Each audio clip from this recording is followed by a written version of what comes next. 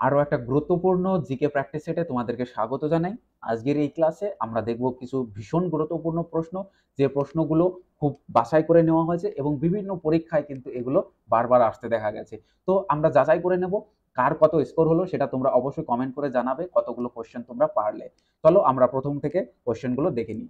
১ নম্বরের গুরুত্বপূর্ণ প্রশ্নটা, Mahatma Gandhi's remark A post dated check on a ক্রাম্বলিং bank is regarding the proposal of.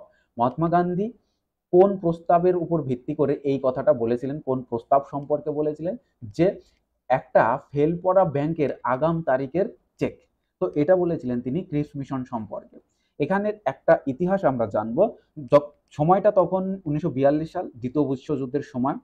British সরকার ভারতীয়দের British যুদ্ধের প্রচেষ্টায় সমর্থন করার জন্য এই ক্রিপস মিশন নামে একটি প্রস্তাব দিয়ে পাঠায়। এই প্রস্তাবের মধ্যে বলা ছিল যে ভারতকে যুদ্ধের পর ডোমিনিয়ন স্ট্যাটাস দেওয়া হবে, কিন্তু গান্ধীজি একে মেনে নেননি। তিনি একে একটি ব্যর্থ ব্যাংকের আগাম তারিখের চেক বলে অভিহিত করেন, কারণ তিনি বিশ্বাস করতেন যে ব্রিটিশরা তাদের প্রতিশ্রুতি রক্ষা করবে না। তিনি মনে করতেন এটি কেবলমাত্র একটি ফাঁকা প্রতিশ্রুতি, যা বাস্তবে কোনোদিনই কার্যকর হবে না। তাই এটাকে তিনি গ্রহণ করেননি, এই প্রস্তাবটাকে। তো ২ নম্বর কোয়েশ্চেন দেখো। ২ নম্বরে বলা হলো যে হু ফার্স্ট ইম্পোজড জিজিয়া ট্যাক্স ইন ইন্ডিয়া। আমাদের ভারতবর্ষে বিভিন্ন ধরনের ট্যাক্স বিভিন্ন সম্রাট, তারা রাজা, তারা লাগু করেছেন। তাদের মধ্যে এই জিজিয়া ট্যাক্স একটা গুরুত্বপূর্ণ ট্যাক্স। এটা এটা ইম্পোজ করেছিল কে? কুতুবউদ্দিন আইবক। এই কুতুবউদ্দিন আইবক ইনি হচ্ছে দিল্লি সুলতানের দাস বংশের প্রতিষ্ঠাতা। ঔরঙ্গজেব হচ্ছে মোগল বংশের মোগল সম্রাট, এবং এই মোগল সম্রাটদের মোগল যে বংশ, তা ধ্বংসের পেছনে ঔরঙ্গজেবকে অনেকটাই দায়ী করা হয়। তার যে নীতিগুলো, তার মধ্যে অন্যতম একটা নীতি ছিল দাক্ষিণাত্য নীতি। সেই দাক্ষিণাত্য নীতিটা মোগল সাম্রাজ্যের পতনের জন্য অনেকটা দায়ী বলে অনেকেই মনে করেন। আলাউদ্দিন খলজি, খলজি বংশের একজন বিখ্যাত সম্রাট। তিনি বিভিন্ন জনহিতকর কাজ কিন্তু করেছেন আলাউদ্দিন খলজি। আমরা দেখবো যে বাজার দর নিয়ন্ত্রণ, সেটাও কিন্তু আমাদের এই আলাউদ্দিন খলজি করেছিলেন। নেক্সট দেখো ৩ নম্বর question, which river of India is called Vriddha Ganga? বৃদ্ধ গঙ্গা কাকে বলা হয়? না, গোদাবরীকে বৃদ্ধ গঙ্গা বলা হয়ে থাকে। এখান থেকে আরো একটা কোয়েশ্চেন আসে যে দক্ষিণের গঙ্গা কাকে বলা হয়? গোদাবরী। অনেক সময় দক্ষিণ ভারতের গঙ্গাও বলা হয়ে থাকে, সেখানেও আমরা করব গোদাবরী। নেক্সট দেখো, which Latitude passes through the middle of India? ভারতবর্ষের মাঝ বরাবর কোন ল্যাটিটিউডটা গেছে, কোন অক্ষাংশটা গেছে? সেটা হচ্ছে আমাদের কর্কট ক্রান্তি রেখা। এই কর্কট ক্রান্তি রেখার ইংলিশ নাম হচ্ছে ট্রপিক অফ ক্যান্সার। এর আরেকটা মান আছে, আমরা সেটা জানবো 23.5 ডিগ্রি উত্তর, নর্থ। ওকে, ঠিক এর উল্টো, ট্রপিক অফ ক্যান্সারের উল্টো যেটা, সেটা হচ্ছে ট্রপিক অফ ক্যাপ্রিকন, মানে হচ্ছে মকর ক্রান্তি রেখা। এটাও কিন্তু 23.5 ডিগ্রি, কিন্তু এটা দক্ষিণ অর্থাৎ সাউথ। ইকুয়েটর মানে হচ্ছে নিরক্ষরেখা, এর মান কত? 0 ডিগ্রি। নেক্সট দেখো ৫ নম্বর, which foreign country is closest to Andaman islands? এই আন্দামান দ্বীপের খুব কাছে রয়েছে কোন প্রতিবেশী দেশ? শ্রীলঙ্কা অপশন প্রথমেই রাখা হয়েছে, কারণ শ্রীলঙ্কাকে মনে করবে, কিন্তু তা নয়। মিয়ানমার কিন্তু সব থেকে কাছে ভৌগোলিক দিক থেকে। নেক্সট দেখো ৬, জানুয়ারি 29 ইজ অবজার্ভড অ্যাজ। 29শে জানুয়ারি কি দিবস হিসাবে পালন করা হয়? ওয়ার্ল্ড লেপ্রসি ডে, অর্থাৎ বিশ্ব কুষ্ঠ দিবস, অপশন এ। প্রত্যেকটা প্রত্যেকটা ডে তোমরা কিন্তু ভালো করে দেখে যাবে, কারণ স্ট্র্যাটেজিকের পার্টে কিন্তু এটা গুরুত্বপূর্ণ একটা অংশ।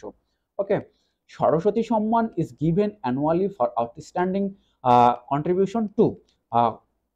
সরস্বতী সম্মান প্রত্যেক বছরই দেওয়া হয়। কোন ক্ষেত্রে অবদানের জন্য দেওয়া হয়? না, লিটারেচার অর্থাৎ সাহিত্যের ক্ষেত্রে অবদানের জন্য তাকে দেওয়া হয়ে থাকে প্রতি বছর।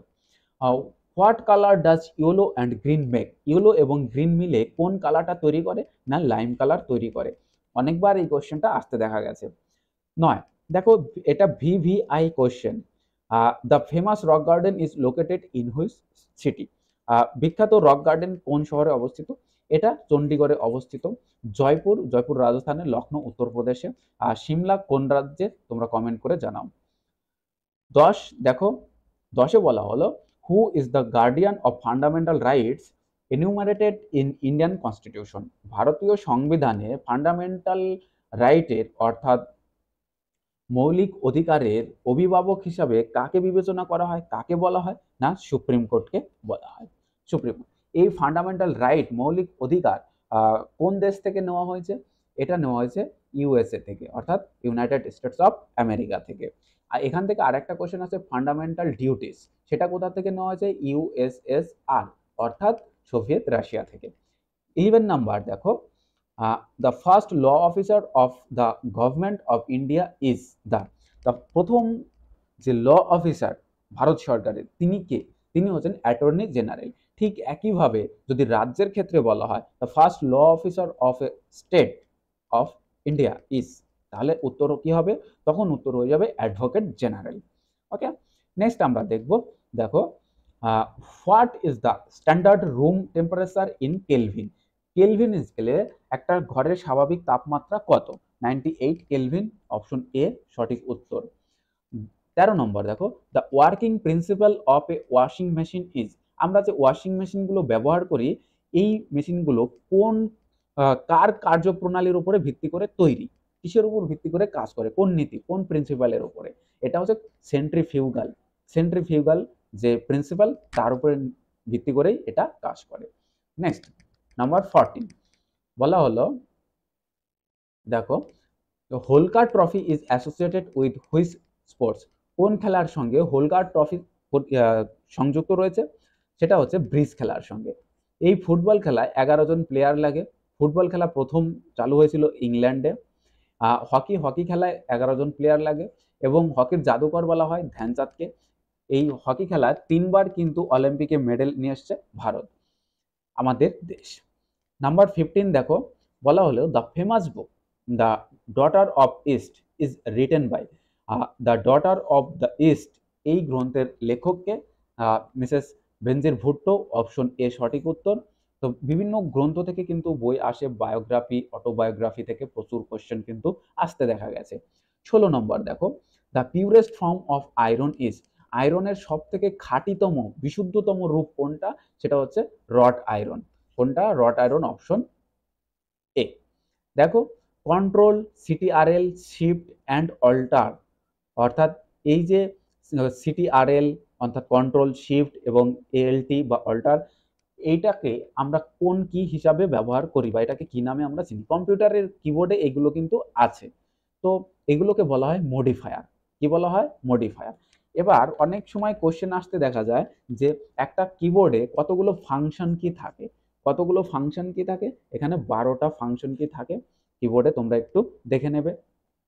18 নম্বর কোশ্চেন দেখো, বলা হলো a computer can not boot if it does not have the. একটা কম্পিউটারে কোনটা না থাকলে সেই কম্পিউটারকে কখনো বুট করাই যায় না? অপারেটিং সিস্টেম থাকতে হবে, ম্যান্ডেটরি। অপারেটিং সিস্টেম যদি না থাকে তাহলে কোনো কম্পিউটারকেই কিন্তু বুট করা যাবে না। বুস্ট নয়, বুট, বুট করা যাবে না। নেক্সট দেখো, জাঙ্ক ইমেল। জাঙ্ক ইমেলের আরেকটা নাম কি? সেটাকে আমরা স্প্যাম বলে থাকি। দেখবে প্রত্যেকে ইমেল চেক করবে, দেখবে স্প্যাম বলে আমরা একটা আলাদাই অপশন পেয়ে যাই। 20 নম্বর দেখো, which city is the host of army day parade 2025? 2025 সালের আর্মি ডে হোস্ট করেছিল কোন শহর? পুনে শহরে। তো এই আর্মি ডে কবে পালন করা হয়?